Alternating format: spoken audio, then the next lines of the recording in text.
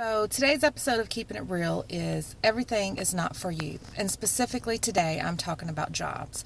You have to figure out what job works for you and your personality, because not every job is for every personality out there.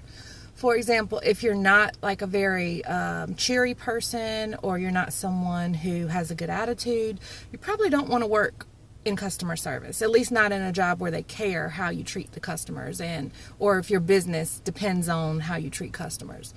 You can work for the government, like maybe the DMV or social services, because it seems that to work there you don't need to smile, you don't need to have any kind of personality. You can be miserable, you can make other people's lives miserable. That's pretty much what I think they're known for. So that may be the job for you if you have kind of a bad attitude, or you just, when you're at work, you do not care about bringing anybody any kind of joy or service. So figure out what works for you and try to find a job that would go along with your type of personality. If you have a resting bee face that everyone talks about like this, probably don't want to work as like a waitress or a flight attendant, somebody who is trying to bring people some kind of joy or like happiness in their position. You need to find a job where you work like in a cubicle and you just push papers all day or work on your computer and you're just in your cubicle by yourself and then you go home. That's probably the job for you.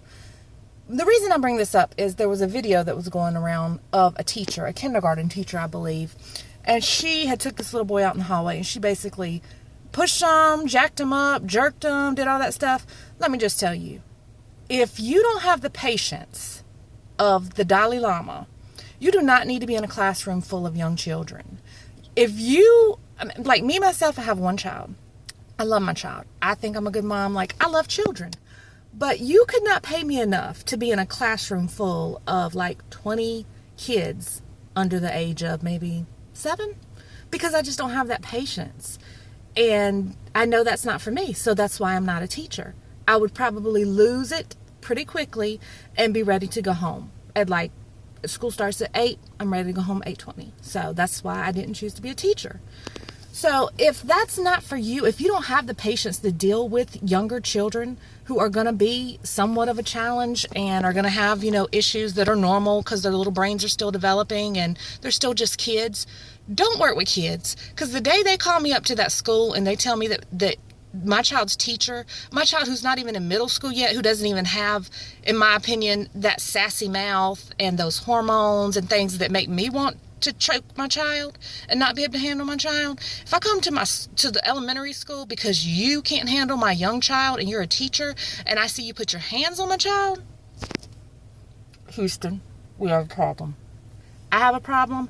Now you have a problem, because you're not going to put your hands on my child for any reason. And you're definitely not going to be jerking them around like some kind of rag doll. Because when I show up to that school, I'm going to have my stuff in order. My husband's going to have some money set aside for the bail. I'm going to be wearing my black outfit, which is either going to be my ninja clothes so I can really give it to you, or it's going to be my attire to wear to your funeral. It depends on how that situation goes. But whatever you did to my child, I'm doing the same thing to you, but I'm doing it with more force because you're bigger than my child. So when you were doing that to my child, it was more force than my child is capable of doing. So even if you and I are the same size, I'm bringing more force. I'm doing the exact same thing you did to my child, but I'm bringing more force. And I'm going to let you know that is not okay. So my suggestion to people is choose a job that you are able to do and that you are cut out for and that you have the personality for and that you're going to be able to do and not cause problems, because there's no excuse for teachers putting their hands on kids. Like teenagers, we'll talk about that another time, but younger children, there's no reason for that. And if it's my child, you don't want that. So just keeping it real, find a job that is for you, because not everything is for you.